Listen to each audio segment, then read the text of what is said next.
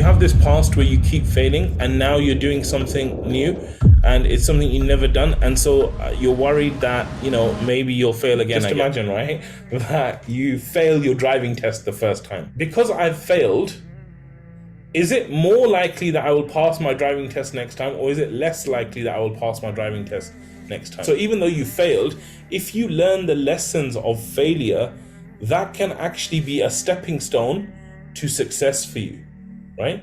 So the main thing is like to really look at the past performances and go, why did I fail?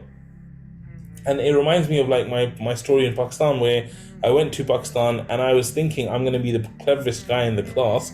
I was joining a new school in Pakistan where they speak English.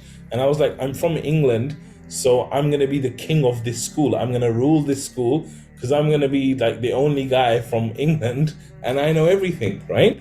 And then when I went to the school and I did my first year there, I failed everything except English and geography. I failed everything. And that was a massive wake-up call to me that, oh my God, I just failed everything in a place where I thought I would really thrive. And so I started looking and thinking about what happened and how it happened and why it happened and all these kind of things. And I said to myself that, look, I cannot do this again. So I completely changed my approach. Like I changed the way I was studying, the way I was thinking my education, the way I was doing things and everything. And alhamdulillah, the next year I passed everything.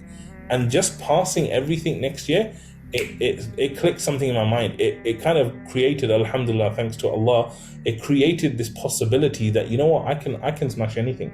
Even if I fail at something, that will actually help me to go and do something better. But one of the hardest things a human being can do is actually start walking, right? Because you have these legs, you have these limbs, you have this body that has never ever walked, like zero. It's never ever walked ever in its entire history. And suddenly it needs to start doing things it's never done, like walking. This is like a physical thing that you have to do that you've never done. It's one of the hardest things human beings will do, right? And then from a mental perspective, communication and talking is something that babies, for example, you never knew anything about, right? Like you had to start using your ears, your tongue, your eyes in a combination and learn this strange language when you knew zero, when you had never ever done this. So these two actions of learning to walk, learning to communicate with the outside world are two of the biggest things that anyone can do, right? So what I'm saying is that anyone that's done those two things, they have a physical capability and they have a mental capability which can do almost anything. But it's about whether you want to kind of go in that direction. Basically, you need to follow the philosophy of do your best and leave the rest to Allah. Right? You want to do your best and you want to leave the rest to Allah. So what I would advise is, like I said, you need to know that you are more than capable of learning anything. You are more than capable because you've been able to learn language. Once you learn language, I'm telling you that everything else is much easier. It might feel hard, it might seem difficult, but the truth is when you're a baby, you don't know what hard is. You don't know what easy is. So you just do it. Like naturally, you will just learn that language. You will just do what you do. And that natural doing, you don't know it's hard. You don't know it's easy. But now what happens is you try do it and you go, oh, this is so hard. Oh my God, I'm not made for this. Oh, I don't know anything about this. Oh, I'm going to fail anyway. And you just start pounding your head with this stuff.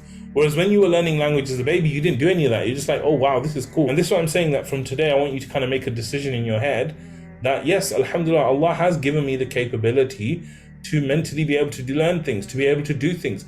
I might need to apply myself more. So for example, it might be that me and my brother, both of us, we've been given abilities to learn, but I might naturally be more gifted in maths. So I could be someone who just naturally has to work less hard in maths and I could do really well. He might need to work really hard in maths to get to the same level as me.